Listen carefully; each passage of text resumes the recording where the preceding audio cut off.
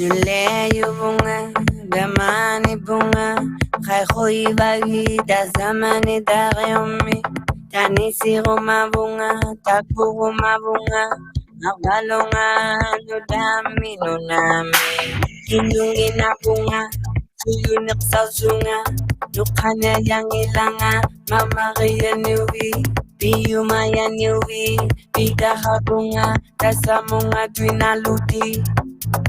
Spend my whole life in the ocean, safe in the sea.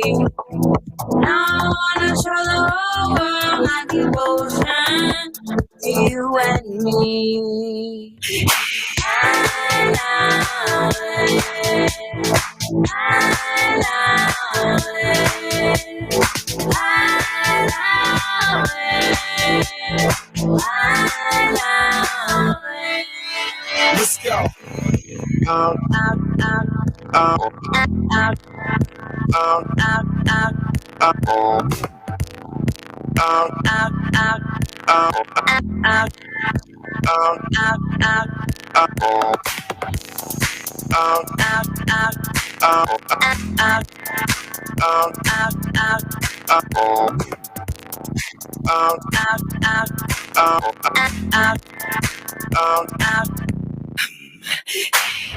I got what you want, I got what you need. All you gotta do is pray for me.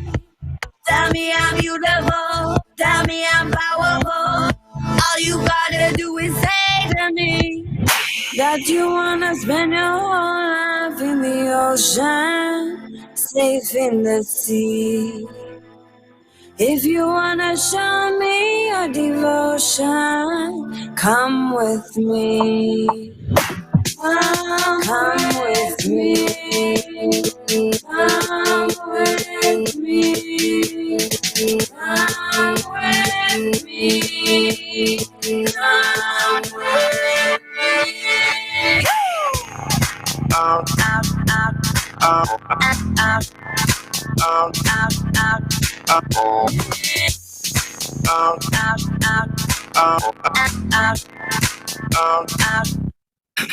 Let's go.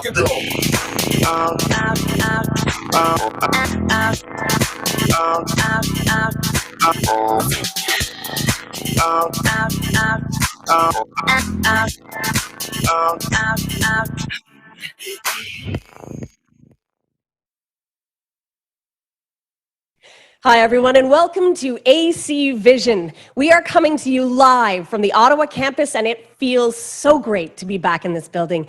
We're happy to be your hosts for today's event. My name is Terry Loretto from the School of Media and Design.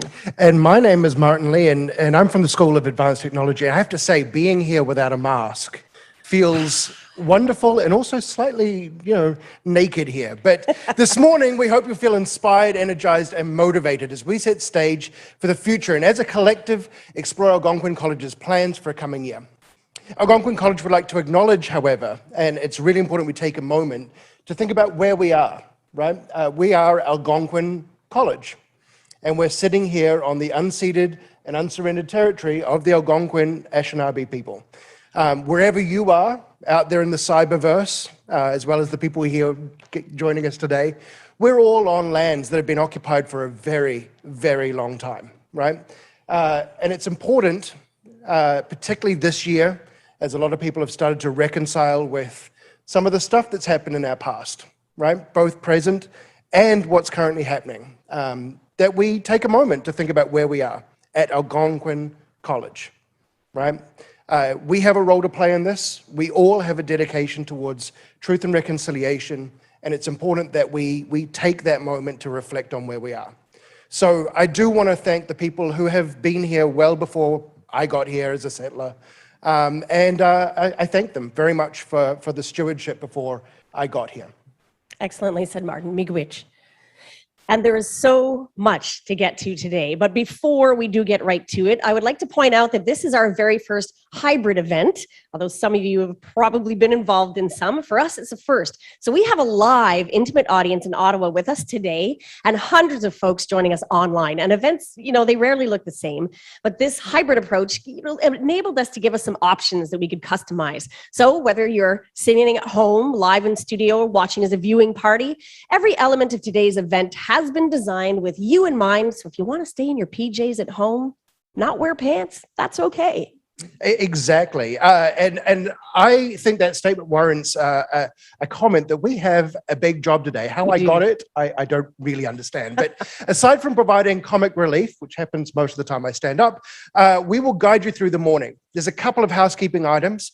You should have received 2 links for today's event. There's a YouTube link, which with luck you're using right now to give access to this amazing keynote that's coming up, key messages from college partners and our executives who are joining us here in the audience, and a live address from President Claude Brûlé.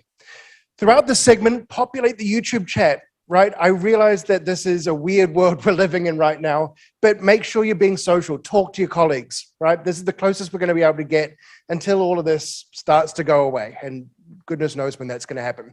So make sure you comment on what you hear, connect with the community. We're happy to have everyone in the same room, even if it's virtual. The second link you received in your email is a Zoom link, and this will be access to the breakout rooms where we'll take a deeper dive into the strategic plan, Becoming Again, and end the day with, we hope to be a fantastic social. Absolutely. And just so you know, today is meant to be informal. So do reach out, connect. Maybe there are some new people that have been employed by the college since the lockdown, and maybe they don't know any of us. So say hi, tell us who you are. And again, don't worry if you're still in your pajamas or you're having your breakfast or drinking your first coffee of the day. Frankly, I would be too. And with my sleeping if I wasn't here to be on camera. So we want you to absorb, reflect, share everything while hopefully being entertained. So Martin, what do you say? You want to get started? I mean, that's really all we go forward from here. So, all right. So to get us started, I'm very excited to introduce our keynote speaker. Greg McKeown is a speaker, which is good when you're a keynote speaker, but also a best-selling author, the host of a popular podcast, What's Essential. He's been covered by the New York Times, East Company, Fortune, Politico, and Inc., has been interviewed on NPR, NBC, Fox, Steve Harvey Show. I think we need this guy in the performing arts program here. He's also among the most popular bloggers for LinkedIn. He's a young global leader for the World Economic Forum, and his New York Times best-selling book, Essentialism, The Disciplined Pursuit of Less, has sold, get this, more than 1 million copies worldwide. Originally from London, England, he now lives in California. Please welcome Greg McKeown. Welcome. Well, it's so nice to be with you. Thank you so much. It's just a pleasure to be a part of such an important organization, and to be able to speak with you in the midst of the great work you do, to be learner-focused, learner-centered, to be able to impact individual students. And I'm actually coming to you unexpectedly from New Jersey. I've been caught up completely in the storm Ida, and it's been the most extraordinary last 24 hours for a variety of reasons. And the reason I share that isn't just, happen to be interesting. It's because it says something about the world in which we live. We could call it, or the military calls it, a VUCA world. VUCA stands for volatility, uncertainty, complexity, and ambiguity. And it's supposed to be for sort of complex military scenarios, but I feel like it speaks to something of your life, the world that you're in, the experiences of the last year and a half with all the unexpected, repeatedly unexpected adaptations that have been required. And of course, all of those things have come at a cost. And the cost, I would say, is that whatever your level of burnout before, you're more likely to be closer to it now. Whatever level of work-life balance you had before, you've probably found it harder to maintain. As we've lived in what we could call a Zoom, eat, sleep, repeat life, where you look at your Fitbit at the end of the day and it says 300 steps, and you're still sometimes at least saying yes to too many things. You get pulled in too many directions. In fact, let me ask you this question, and you can put it in the chat, your answers. Have you ever found yourself over the last year and a half, or I guess beyond that, being stretched too thin at work or at home? Have you ever found yourself feeling busy, but not necessarily productive? Give me a yes for that if you've experienced it. Have you ever found yourself where your day is perpetually hijacked by other people's agenda for you? Now, if you say yes to any of those questions, and I rather suspect, given the fact that we have as part of this conversation, so many people who are in what my brother Justin calls the hit squad, hardworking, intelligent, talented people, your chances of saying yes to all of things, is pretty high. It's like this. It's like all the things that make you so good at what you do also put you at risk, because all of that good motivation, all of that drive, all of that ability is what can also leave you to being on the edge of exhaustion. And I think sometimes, although I'm exaggerating the point in order to make it, that right now in the world, you have sort of two groups of people. There are people who are burned out, and then you have the second group, and those are the people who know they are burned out. And in a sense, it's an achievement to get into the second category, because then at least you know what to do about it. And so what I want to suggest today is 5 things that you can do about it. As was mentioned just in that generous introduction, I wrote a book called Essentialism, The Disciplined Pursuit of Less. And what I really found in that research for that book is that many of us fall into the undisciplined pursuit of more, and all for good reasons and good motives, as I've already suggested. But just because it's good reasons, just because it's because we want to serve others, we want to make a contribution, doesn't make it not a problem. And what I want to argue, if I can put it that way, with you today is that what got you here isn't what's going to get you there.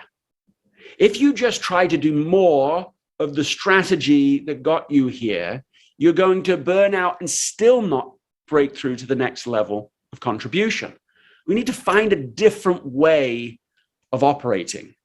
What I've sometimes called, the essentialism.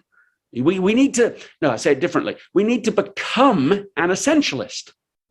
And 5 specific ways that you can apply that right now. Okay, number 1, protect the asset. I once worked with an entrepreneur of the year from Ernst & Young, who was running all over the world making a contribution. I mean, he really was one of the pioneers of the microloan program. He was mentored by Muhammad Yunus. He set up this whole organization. It would be typical in a week for him to be maybe in 2 or 3 continents. And he's just absolutely feeling like he's doing what he was supposed to do and making a tremendous contribution. But then, almost imperceptibly at first, he just burned himself out a little more and a little more and a little more.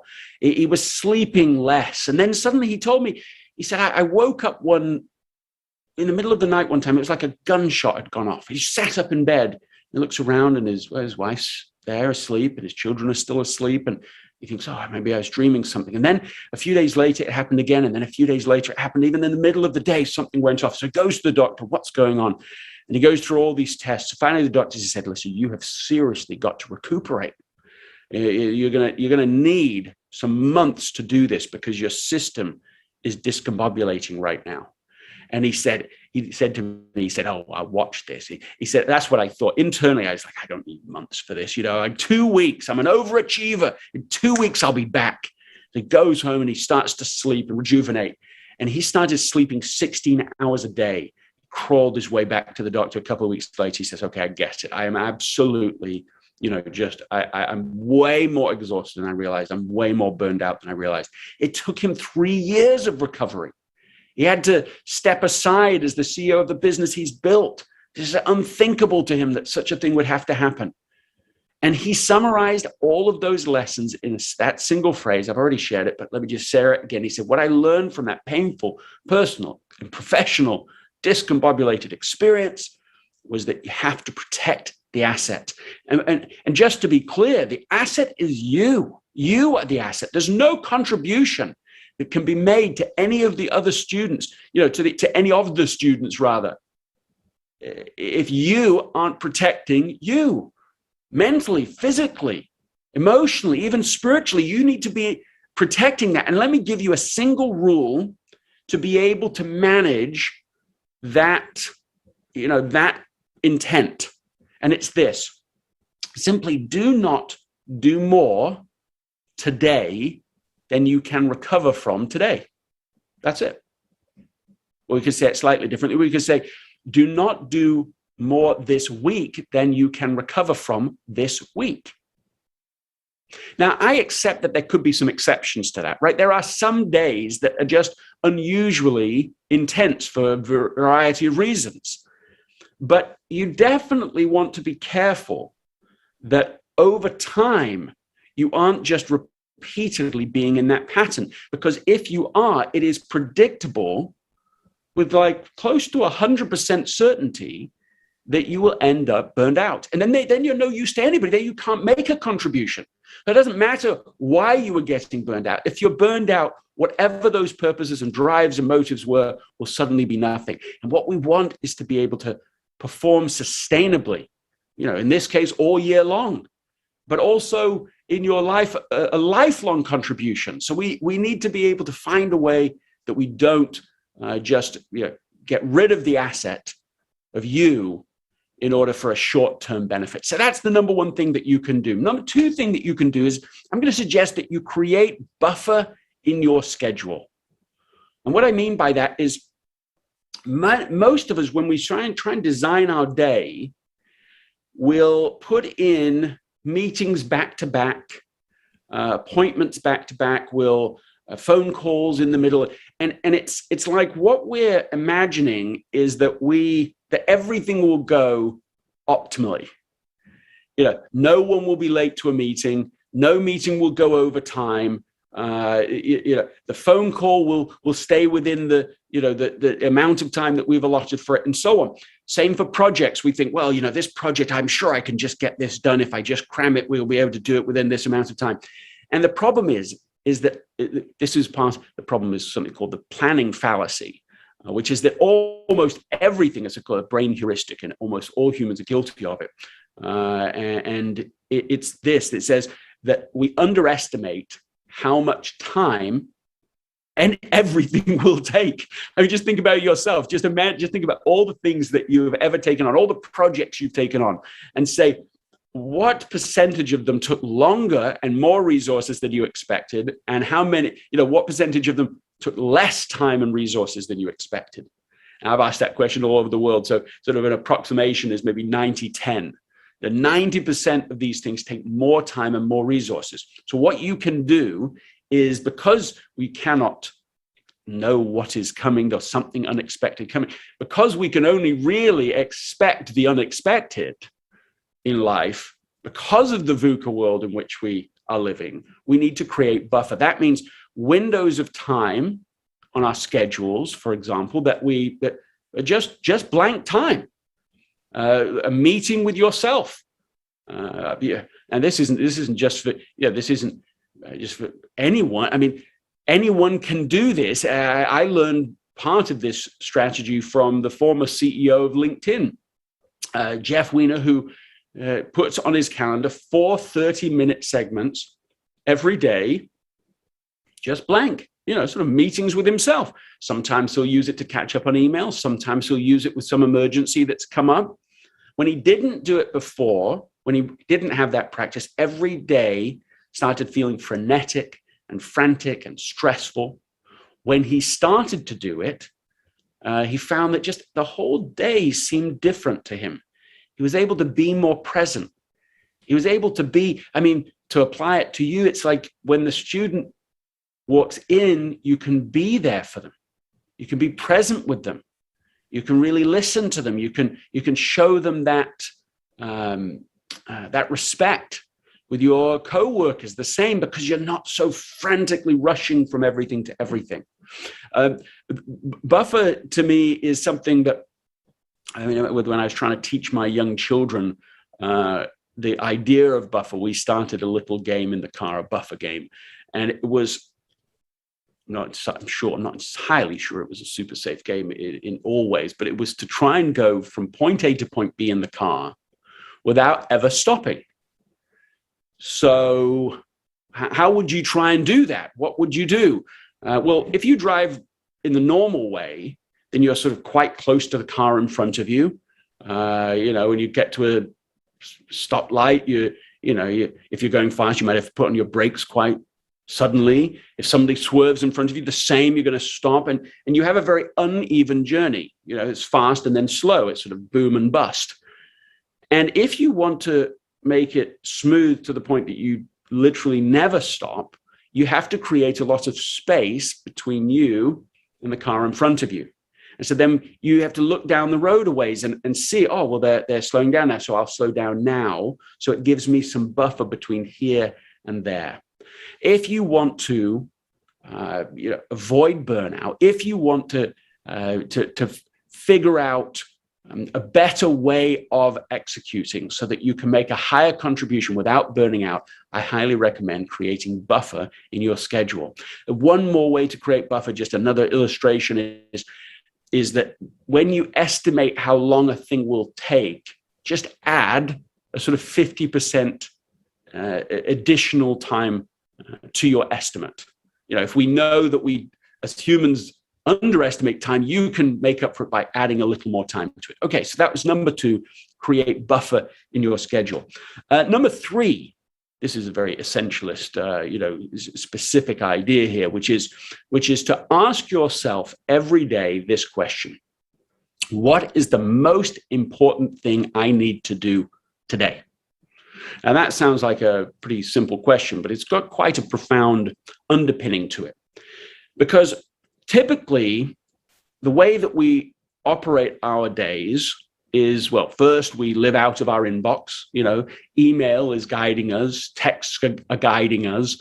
But perhaps if we've done a little planning for the day, we got a bit overwhelmed, maybe even we make a list of all the things that we need to do. And the tendency is that list gets longer by the end of the day than it was at the beginning.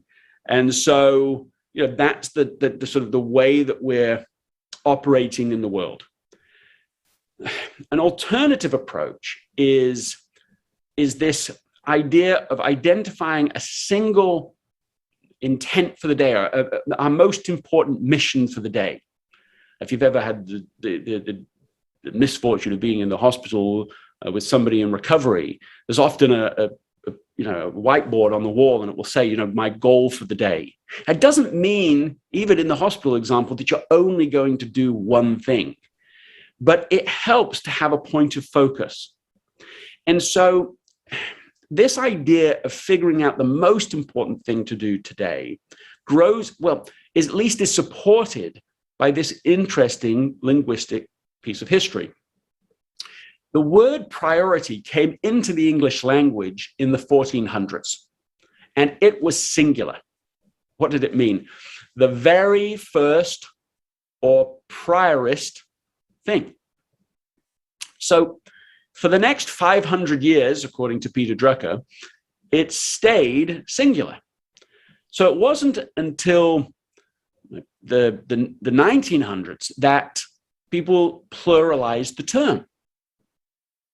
So what does it even mean once you pluralize the term? I mean, priorities, what does it mean?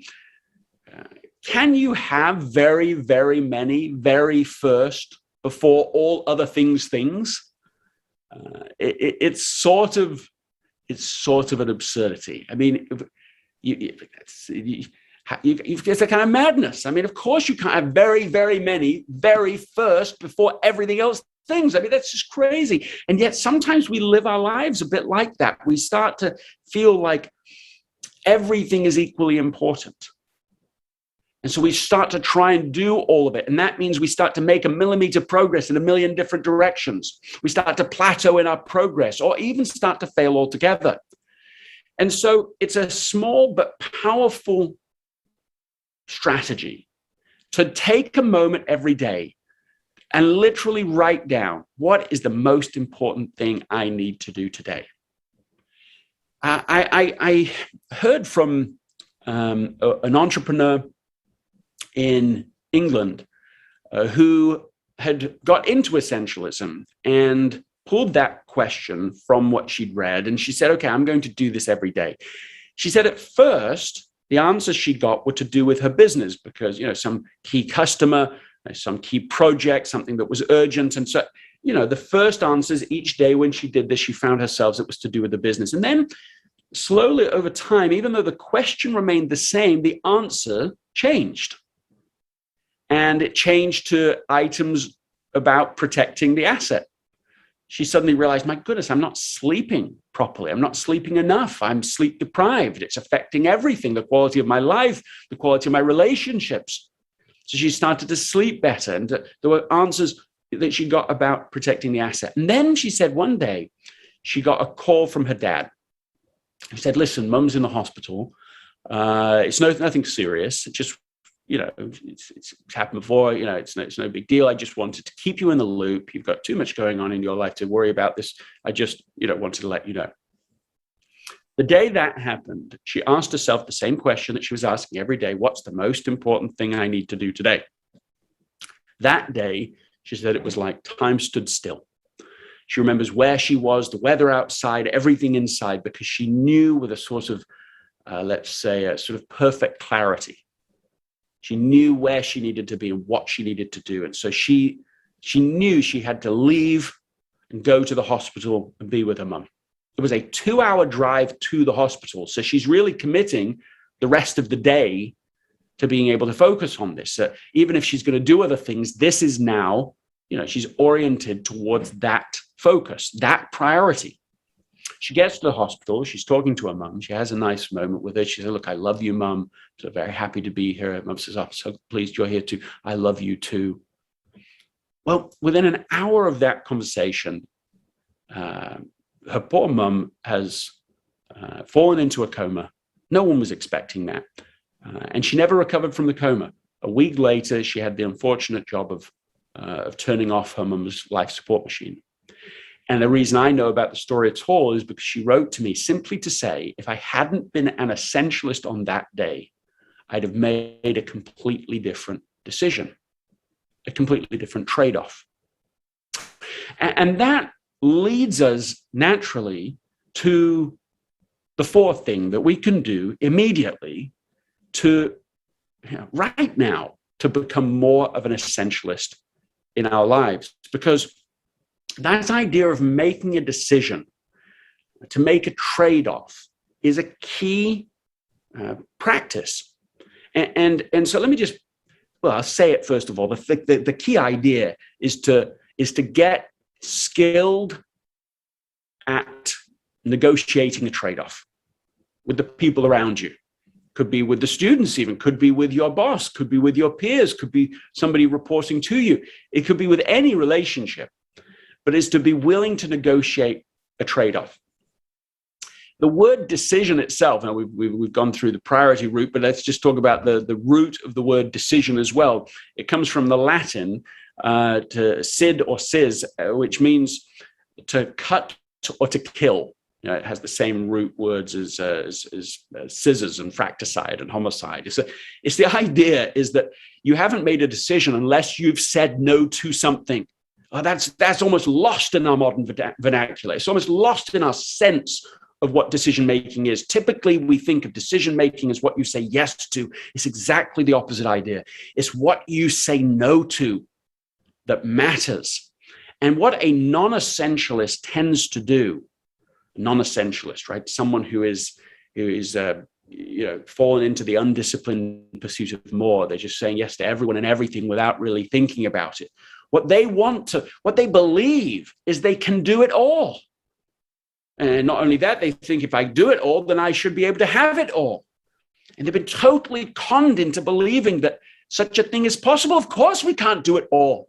What an unfortunate idea for us to hold on to and try to fight with. I tell you, it happened to me personally. I remember receiving an email from my boss at the time. It said Friday.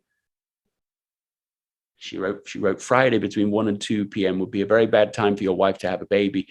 Because, I mean, think of that, because I need you to be at this client meeting. And look, I'm sure she was joking. I mean, or at least half joking, but I felt pressure from that. And then I just felt my own internal pressure too. And so sure enough, I'm in the hospital with my wife, Anna, on Friday. Our daughter's been born just hours before in the middle of the night. And we're just trying to cope with everything that's going on. And I, instead of being focused, on that priority, on what was the most important thing I needed to do that day, I'm feeling torn. I am trying to do it all. I've got my laptop open. I've got my phone open. I'm trying to keep, my manager happy, the client happy, my wife happy, my daughter happy. I'm trying to do it all at the same time as if it's all equally important. And so to my shame, I went to the meeting.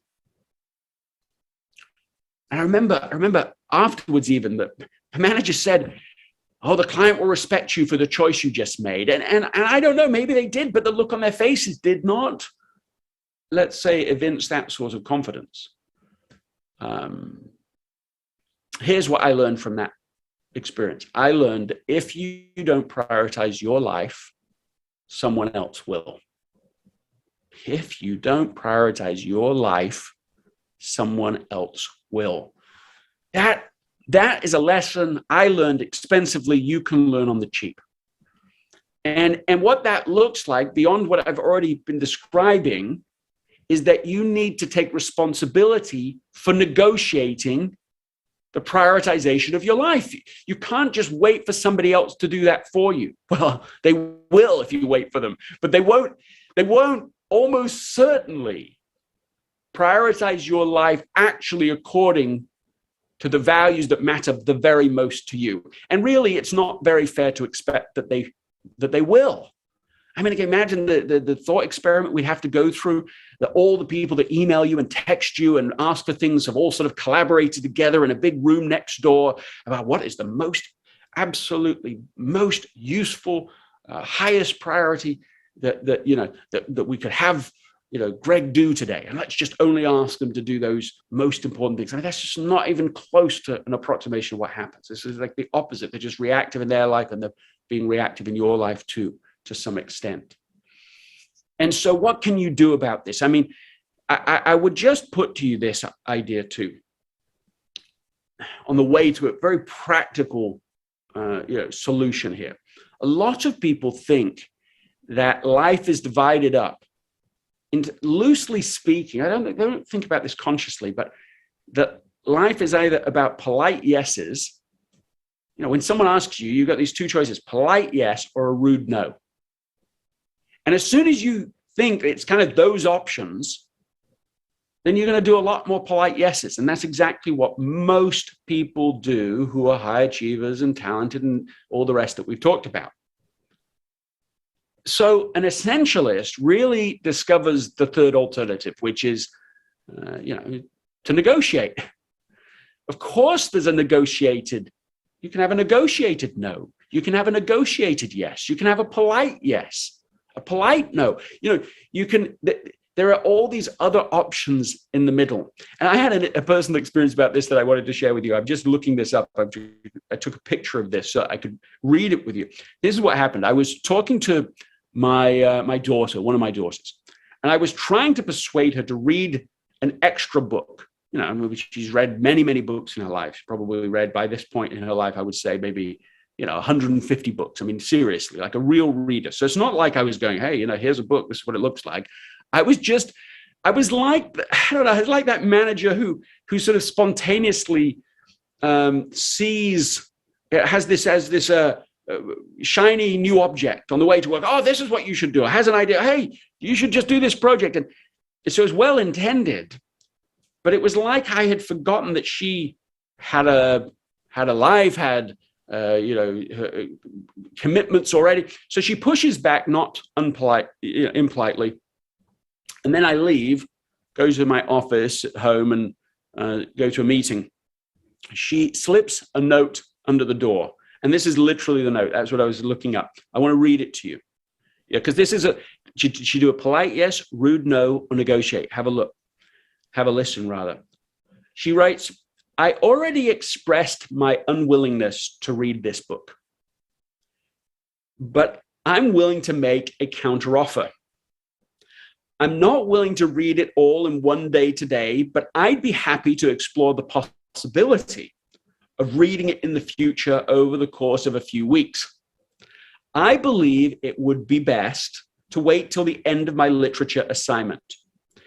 If you would like me to read this book in place of a separate assignment and over the course of a few weeks, I'm sure that can be made possible. Or what do you make of a story like that? I mean, what do you make of, she's 14 years old at the time, and she has discovered enough permission to push back. I mean, that's what I want. I have three of my children are daughters. I want for my daughters, I want for my son too, but for perhaps obvious reasons, I want my daughters to be able to feel empowered, to feel that they can push back, and especially look at that in that thoughtful, negotiated way, to face the reality of trade-offs. She's saying, I can't do it all right now, Dad. She's saying, I've got all these things on my plate right now.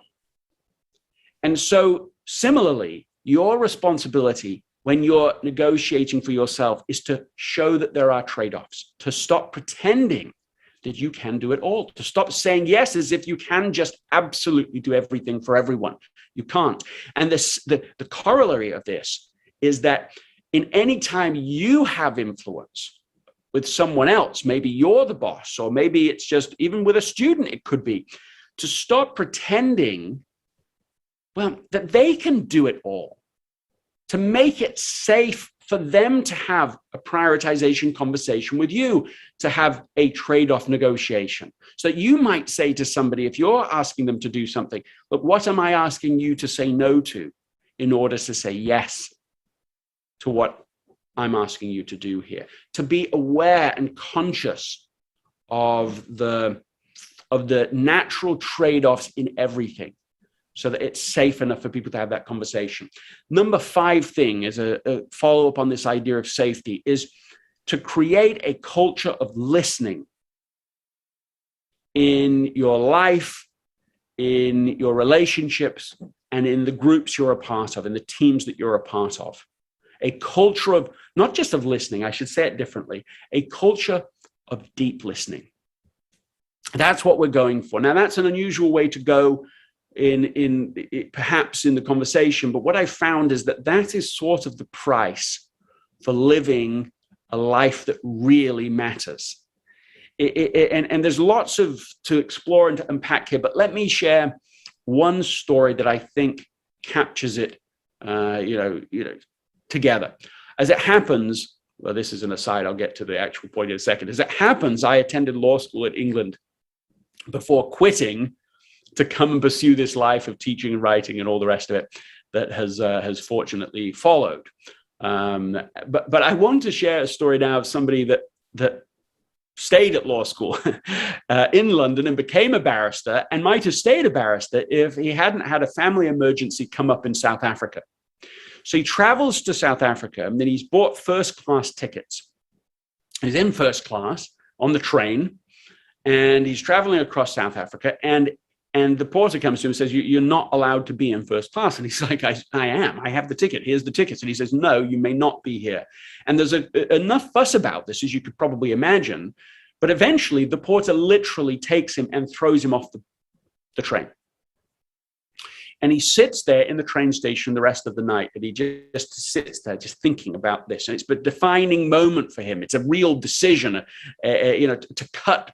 He cuts the life out that he was going to live.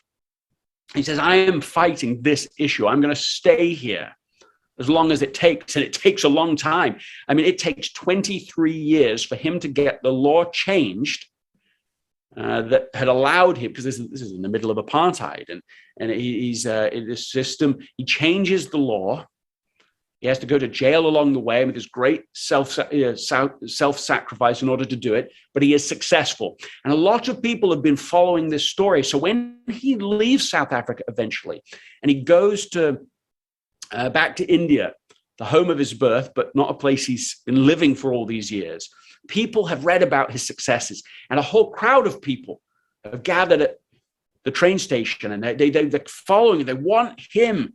They want something from him.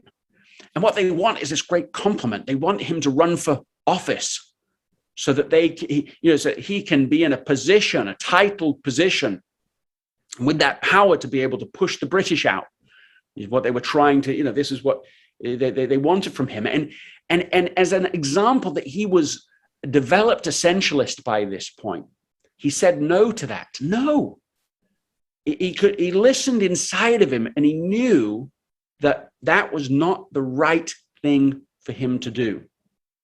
By the way, as an aside, Socrates, wisest man in the world, considered at one time by the royalty of the time, once said, well, if I am the wisest man, it's because I have this demon inside of me. A demon, that's interesting, isn't it?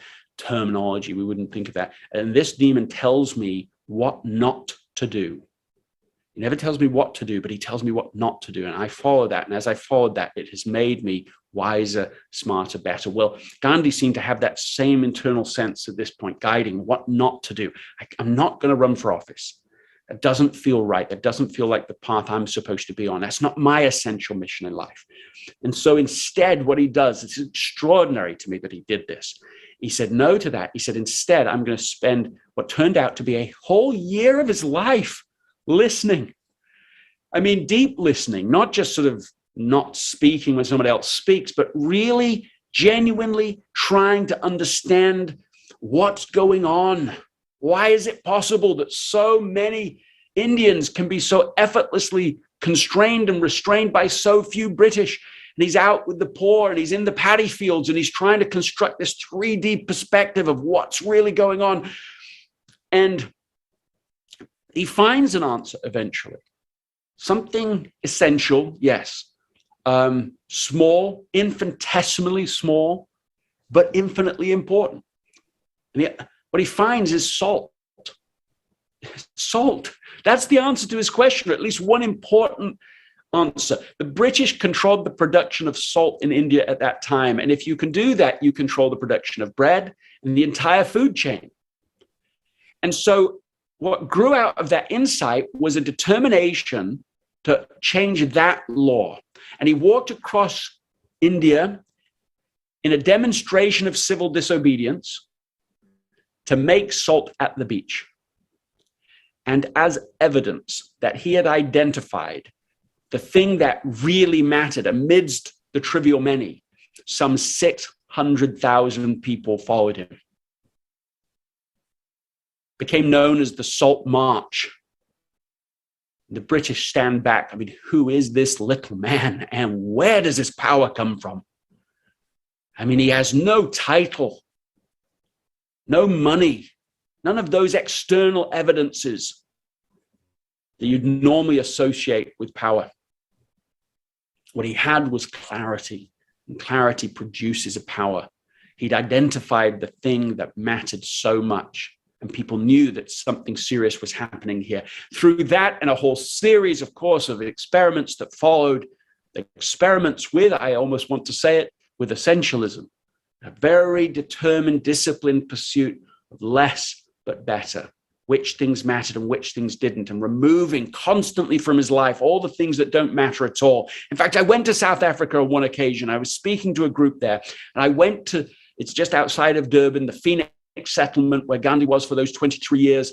And I went to the house where he lived, a remodel of his house. The house actually burned down, but the remodel exactly on the spot where he'd lived. And I was given a copy of a poem. I was told it was the only poem that he ever wrote.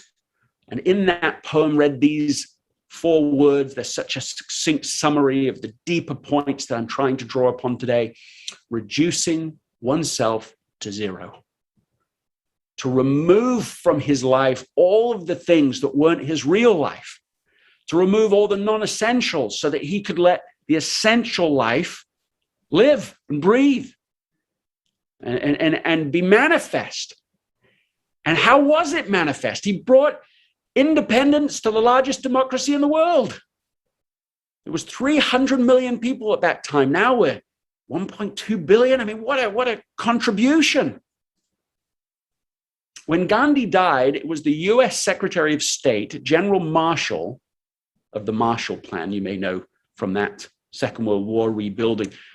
Man, if ever there was one who understood systems and empires and how to rebuild states, he said of Gandhi, here is a man who has shown that simplicity is more powerful than empires. He added that he'd become the conscience for mankind. Einstein said of Gandhi, he said, generations to come will scarce believe that such a one as this ever in flesh and blood walked upon this earth. Well, the point of that story is not that you have to be Gandhi or I have to be Gandhi. Indeed, that would miss the point entirely. It is that as we listen deeply, internally, like in an intrapersonal way, to what we're not supposed to do, and then to listen deeply to the people around us, even when we don't really feel like it, to listen to the people we disagree with, to listen so deeply that we understand them and where they're really coming from, so we don't judge them and categorize them before we actually understand how it is from their point of view. To create a culture of listening in your teams and across teams. This is a culture of deep listening. And of course, there's a lot more to that than we can cover today. But if you just take these 5 items and ideas today, these are things you can start doing immediately to be able to be more of an essentialist. And there may be many things that you regret this year, the next 3 years, the next 10 years. But choosing to become an essentialist will not be one of those regrets. When you get to the end of your life, you may regret many things, but you're not going to regret the day you chose to become an essentialist, or even to start trying some of these essentialist practices. You're never going to say, I mean, on your deathbed, you're never going to say, oh, I just wish I checked more email, been on Facebook more, scanned more on Instagram, spent more time on, that's just ludicrous. And to me, given the important work that you're trying to do, given that you're trying to be so learner-driven, make a contribution, to be able to help, especially inspire students to be able to get to the next level of their learning and even be lifelong learners. I mean, this matters. What you're doing matters. So being an essentialist in your life really matters. It is, I suppose I could say it this way, essential. Thank you. Thank you so much. Thank you so much.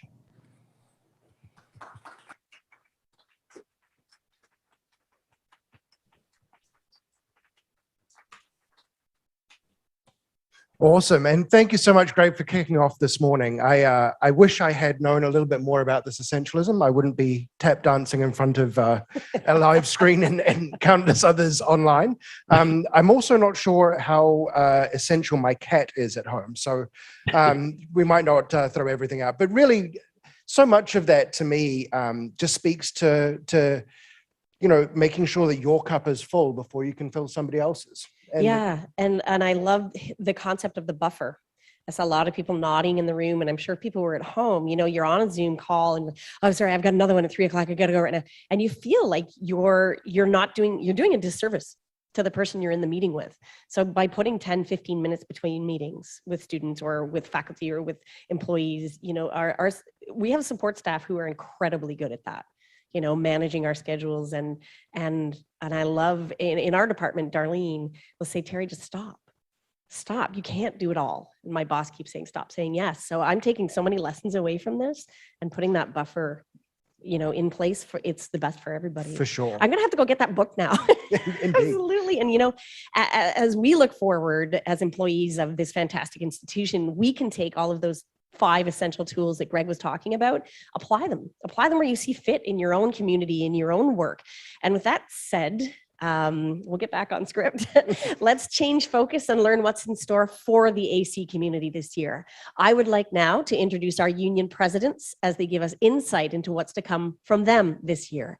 Please welcome Union President of OPSU Local 415, Annette Carey Boozy, and President of OPSU Local 416, Christine Kelsey. I'm Annette Boozy, president of our faculty union, and our team at Local 415 proudly represents the voice of partial load and full-time instructors, counselors, professors, and librarians at our college. It's been quite the year for us all, but we've worked our way through this ever-changing landscape with strength and dignity while continuing to prioritize quality education. Through all of this, our union has protected our members and our jobs, we're resolving issues proactively, and we've also welcomed new faculty across several departments. Here's what you can expect from us this academic year. First, continued member education. We all know the value of continued learning and growth and how powerful knowledge is as a tool. So one of our focuses is empowering our membership through workshops and information sessions about our rights. Next, we'll continue the many streams of dialogues that we have with our college on issues important to our members, like the vaccine policy, mental health concerns, and of course, faculty workload. Finally, you can expect the same strong advocacy we've demonstrated both at a local and provincial level, holding our college and the entire college system to account and pushing it to back up words with meaningful action. We want to continue to hear from you. Our virtual union office is always here to support you. But we also want to engage with you so that more voices are included in this rich community dialogue that we're continuing to build. So we encourage you to attend an information session to grow your knowledge and to come to our upcoming general membership meeting, because together we're always stronger. Thanks for your continued trust. Hello, I'm Christine Kelsey, and I'm the president of OPSU 416, which is the support staff union local representing all full-time and part-time support workers at Algonquin College. There is exciting news for our part-time unit. They have ratified their second collective agreement. The agreement includes a 1% raise for 3 years, fewer hours to finish probation, and better job security language.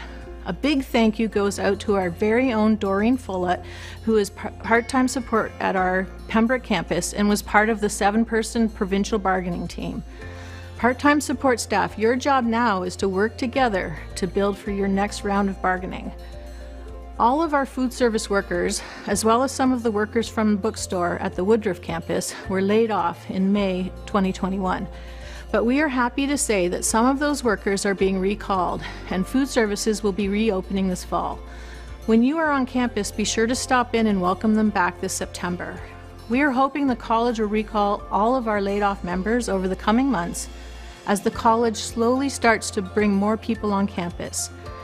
Coming into fall 2021, COVID-19 is still a threat to our college community. To try and keep employees, students, and contractors safe while on campus, the college is implementing a mandatory vaccine policy. Details of this policy will come out in the following weeks. Every single one of us needs to get vaccinated if we can, continue to wear masks, and follow rules around social distancing. This is how we can keep each other safe, and it is our best chance to keep our campuses open and avoid future layoffs and disruptions on campus. These measures are our best way to be able to get back to some of the normal we had before March of 2020. That being said, our local is working to ensure any policy the college makes is reasonable, protects our medical privacy and the rights of our workers. In the summer of 2022, full-time support staff will bargain their new contract. This fall, we'll be running lunch and learns to explain the bargaining process.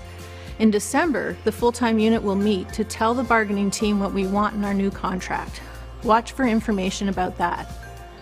And I want to end by thanking all support staff for all of the hard work you do every day. So many of you care so much about our students in the college. This is more than just a job for most of you. I have spoken with so many of you who have had to juggle so much over the past year with lockdowns, working from home, new technologies, new ways of supporting our students, new protocols for working on campus, homeschooling your children, taking care of vulnerable family members, worrying about loss of income, actual loss of income, and just the strain of living through a pandemic. Algonquin would not be what it is today without you. If you have any ideas or questions for me, please do not hesitate to email me or call me. You can reach the local at our extension at 7645 or email local@opsu416.ca. Working together, we're stronger. Stay safe, everyone. Thank you, Annette and Christine. All right, everybody home in the space, it's time to refill your coffee, your tea, or whatever you want to put in that teacup. I won't tell anyone. Get up and stretch, okay? So take about 10, 20 seconds, take a deep breath. If you're here in the space with us, maybe you just want to lean up and give her a stretch. And perhaps a visit to the bathroom. Perhaps a visit to the bathroom, which, and you know what, that's really important to do as we look ahead to this remote world that a lot of us are still working in. Many would consider it essential. Yes, you learned, you were deep listening. I was. I did what I can. All right. That being said and done, break over. I know for those who had to take off quick. Before I introduce our next speakers, Terry, I don't know if you've seen that gigantic building sitting outside in the car park. Have you had a chance to swing by? I haven't been inside. I have not been inside, but I have definitely seen driving by. It's spectacular, avoiding the sinkhole in the parking lot at the same time and checking out that building. It's amazing. Well, for those of us who certainly showing our pandemic pounds, I believe those near me call them fluffiness. But the building is looking for to provide students with the space they need to meet and exceed their fitness and recreation goals, as well as offer new challenges and experience. And good for me and for those who are also suffering from the fluffy, the building will be open to employees as well. Well, live from the Jack Doyle Recreation Centre, or ARC, is Student President Emily Ferguson to tell us about the Student Association's priorities for 2021-22. Good morning, I'm Emily Ferguson, President of the Algonquin Students Association. Algonquin College's mission statement is to transform hopes and dreams into lifelong success. The SA's mission statement is to create an environment that inspires a passion for student success. It's no coincidence that our mission statements share a common goal. For more than 50 years, Algonquin College and the Algonquin Students Association have worked together to create opportunities for students to be successful and carry their success into the rest of their lives. Success isn't always found in the classroom. Student success can also be attained by belonging to an inclusive community, having safe and affordable housing, and access to food. These are all things the SA has been committed to for years through our Wellness and Equity Center, Food Cupboard, and advocacy work for housing on all campuses.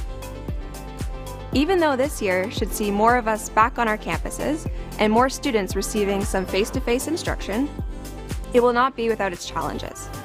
We're still in a global pandemic that seems to be changing all the time. Vaccines in our community are still accessible, and choosing to get vaccinated can help everyone in the Algonquin College community.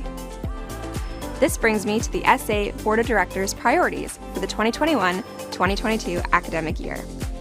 Over the summer, we spoke with students on all campuses and used their feedback to form 6 goals to work toward this year. Priority 1 is to assert students' perspective on Algonquin College's pandemic recovery plan. We want to ensure students' needs are met as we move through the ongoing COVID-19 pandemic by participating in the planning of the high-flex multimodal delivery system and maintaining the academic integrity of co-op, work-integrated learning, and placement education. We will also create a multi-year plan to improve utilization, consistency, and navigation of Brightspace for students and faculty. Our second priority is to increase awareness of health and wellness resources for students. We will identify and support the specific needs of international students and partner with Algonquin College to boost events and promote student support services. We will increase training for student volunteers and ensure support for students during appeals processes. Most importantly, we will bring mental health resources to students rather than bringing students to mental health resources. The third is to strengthen the integrity of the SA's representative structure by broadening the class representative system's mandate and incorporating peer education into their role as leaders in the classroom. We have also begun examining the potential inclusion of AC online students into the SA membership. Fourth is to explore the value of increasing benefits for students by extending the UPass year-round, reviewing the SA-provided health and dental plan, implementing a merit scholarship for all faculties to encourage, recognize, and reward academic excellence, and reevaluate all SA bursaries. We will also review financial support for international students. Fifth, we are advocating for housing and transportation as essential services in Perth and Pembroke. This year, we will complete a study to understand the current state of housing in our campus communities and implement a strategy to support access to education. We are continuing to promote public transit in conjunction with the municipality of Pembroke and investigate the status of housing for international students across all campuses. And sixth, we are reaffirming the SA's commitment to truth, reconciliation, and indigenization. We will visit and support a local Indigenous community and facilitate ongoing education and dialogue. We will explore ways to honor the fallen children and survivors of the residential school system. We will launch the Algonquin Wolves identity and narrative on all campuses. Work on these priorities has already begun, and we can see the foundation for change forming around us. We will partner with stakeholders at Algonquin College and within the community to make these goals a reality for generations of students to come. Speaking of goals, a goal of the SA for the last 10 years is about to become a reality. The Jack Doyle Athletics and Recreation Centre, or ARC, opens on the Ottawa campus. If you've been around campus in the last year, you've seen this impressive facility come to life, and soon enough, you'll be able to get inside and experience everything the ARC has to offer. The ARC is the first student-owned building on campus and is dedicated to providing a student experience unlike anything we've seen before. With over 125,500 square feet, the ARC will offer students and staff new exercise facilities throughout, including free weights and equipment. It also includes varsity and recreation gymnasiums, rock climbing and bouldering walls, a unique walking and running track, and the Wolves Den, a new licensed restaurant and games room. The restaurant and games room will include 6 bowling lanes, billiards tables, a golf simulator, and a new patio to connect with friends and colleagues over lunch. Another benefit of the ARC being owned and operated by the SA, everything is available to activity fee-paying students without the barrier of additional user fees. College staff will be able to purchase memberships to access the ARC at the front desk, so you can all experience an athletics and recreation facility unmatched by any post-secondary institution in Canada. We all have a part to play in student success, both in the classroom, on our campus, and beyond. the SA has big plans for the coming academic year. I look forward to creating partnerships within Algonquin College to drive our priorities forward and create change for generations of Algonquin College students. They had me at bowling because, I have bowling shoes I bought when I was in high school in the 80s. I can actually wear them now. I heard patio and bar. I mean, free weights. So, Right. But honestly, it's so exciting. And if anyone's had the opportunity to speak to any of those leaders on the Students Association, they are amazing young people and really, really fantastic initiative. So I'm excited to also buy my membership at the ARC. Thank you to our college partners for sharing what is in store this year. The AC Students Association is an incredibly hardworking group of folks, and they are working indeed to make student and staff experience even better. absolutely. Well, the time has now arrived to learn about the upcoming strategic plan, Becoming Again. This is not just a plan, but our narrative. The video you're about to see was curated with a lot of intention. From the locations to the visuals to the content, this is the story of the 2022 to 2025 vision. Let's take a look.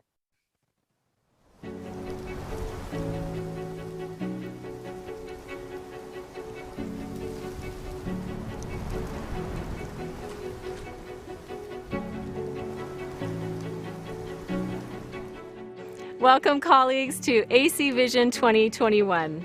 Today is our opportunity to come together and cast our collective gaze at the horizon. We have persevered through many countless challenges and learned many valuable lessons together in the past year.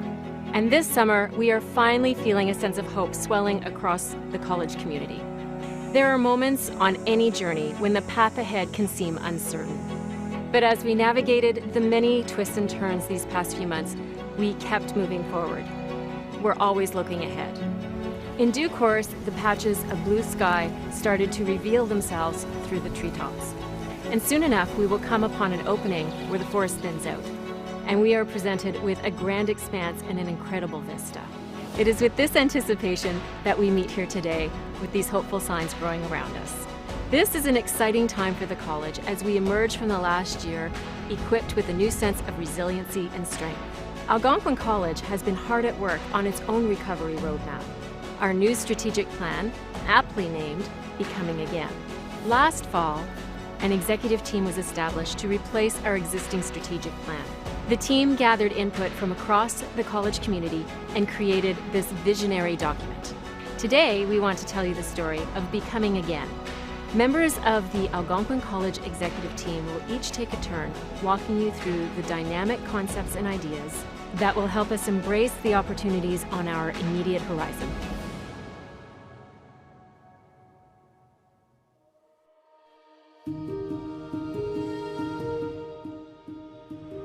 In order to become again, we must shift our way of thinking. For thousands of years, the indigenous peoples of Turtle Island have looked to the natural world for guidance and for inspiration. The natural world renews itself every year as winter turns to spring and it wakes up from the big sleep. Our world is also waking from a big sleep. The way we work, the way we connect, the way we engage has been completely altered. We now have an opportunity to choose new ways and let go of barriers from the past. Throughout their journey for planning for Becoming Again, we have incorporated Indigenous knowledge and storytelling to help focus this work.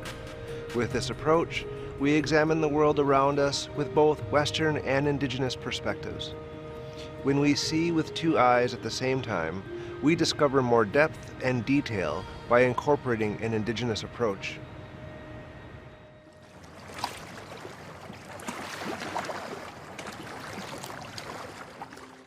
The whole reason the college exists is for learners. This statement may seem obvious, but it's one that was made repeatedly during consultations for Becoming Again. Looking back, we accomplished many of the goals set out in our previous strategic plan, including significantly increasing our co-op programming and opportunities, creating a strong advancement team that is building on our connections to alumni, donors, and industry, adopting a learner-driven strategy that is committed to providing personalized, flexible learning experiences, creating a people plan to help us empower and support our employees, and and embedding the AC Way approach to continuous improvement and making significant progress in our commitments to responding to the Truth and Reconciliation Commission's calls to action.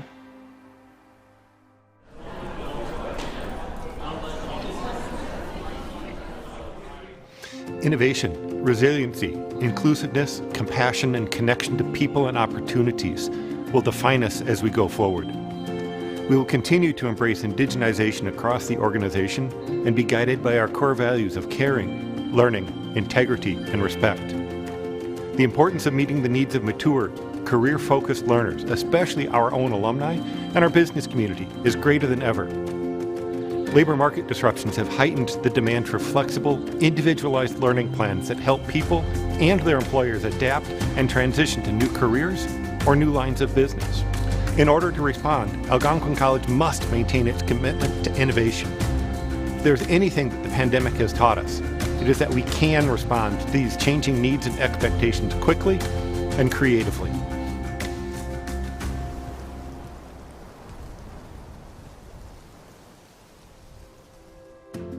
The goals for this plan are built around two key strategic directions: learner-driven and people. Being learner-driven is a core strategic pillar of Algonquin College. It is key to our mission of transforming hopes and dreams into lifelong success. While the college exists to serve the learner, we cannot exist without our people. All the employees of the college, full-time and part-time, play a critical role in delivering upon our promise to learners. Our people drive the learner experience. Over the next 3 years, we will look for opportunities to innovate on how we connect with each other and approach our work. Open and transparent communication will facilitate a culture of learning, idea exchange, and quality.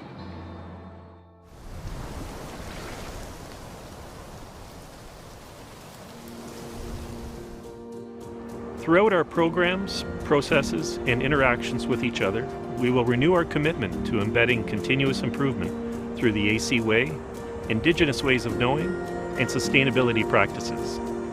Our defined goals will include providing flexible, personalized, and lifelong learner experiences, empowering our people to foster a high-quality, innovative, learner-driven culture, and creating an equitable, diverse, and inclusive work environment. In order to maintain accountability, we will also measure our success based on a number of metrics, including full-time and part-time enrollment and retention, course delivery options, learner satisfaction, graduation and employment rates, financial sustainability, and professional and career development opportunities.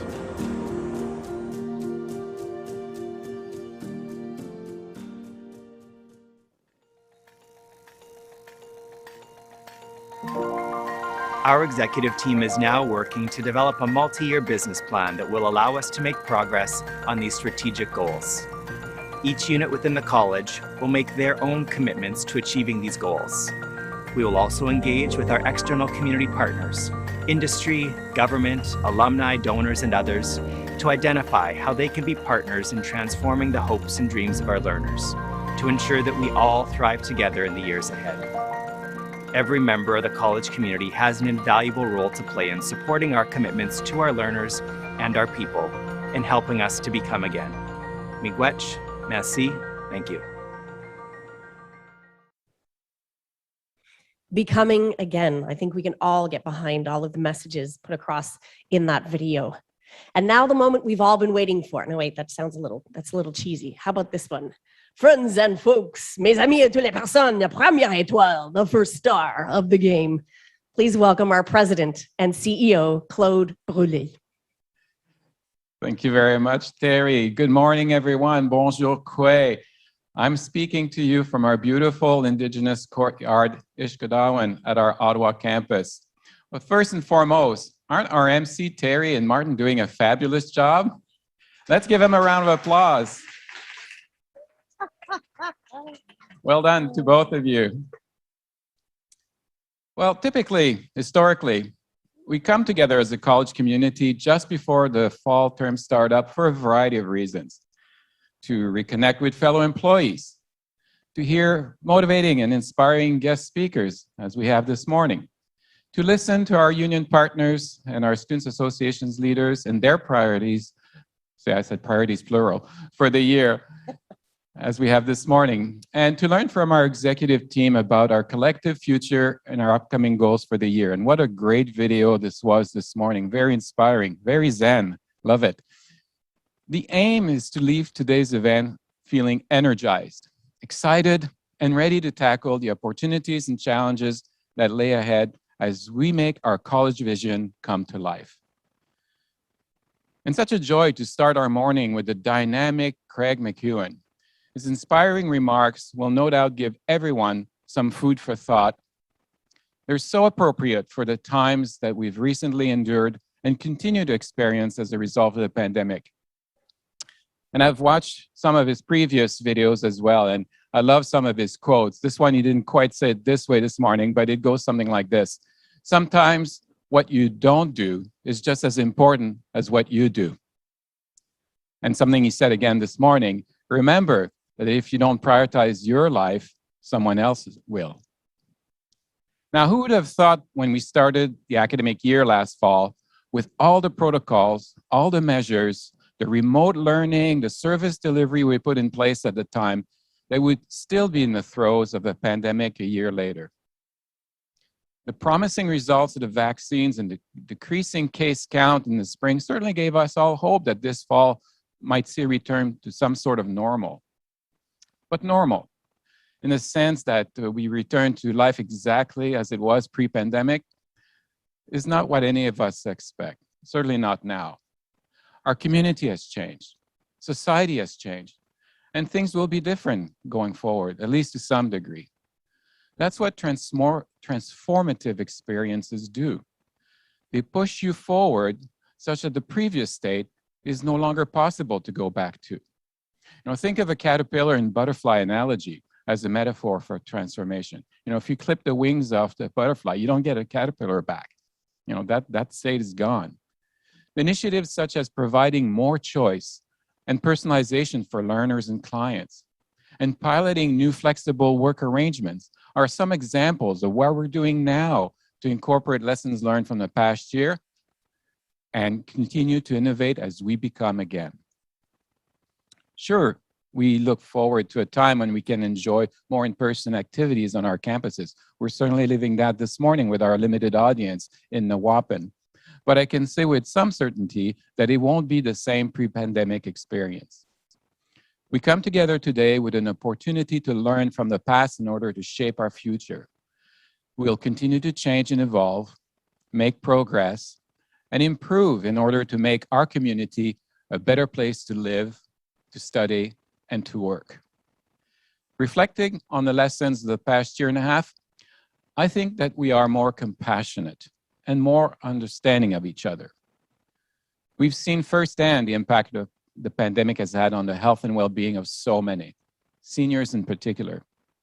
We've seen the economic impact it's had on entire sectors like hospitality, travel and tourism, and the disproportionate hardship it has put on women, indigenous communities, racialized and low-income groups in our society. Now, from this compassion and understanding, we have witnessed many wonderful acts of generosity and kindness. We need to learn from these experiences so that this goodwill can endure well after the pandemic is over. I've also observed that we've become more confident, more certain in our ability to innovate and be resilient in the face of change and incredible challenges. I saw many examples of this taking place in our very own learning environments, in interactions between faculty and our learners, in our everyday transactions between employees and with our clients. Again, I ask you, how will we leverage these experiences to make our college community an even better place for tomorrow's learners and employees? As a college community and as individuals, and through our own experiences in dealing with the pandemic, we have been transformed. And as our new strategic plan aptly declares, we are becoming again. Today, we stand proud and successful at Algonquin College. And we're moving forward on an exciting new path laid out in our new 3-year strategic plan that we'll be transitioning to this April.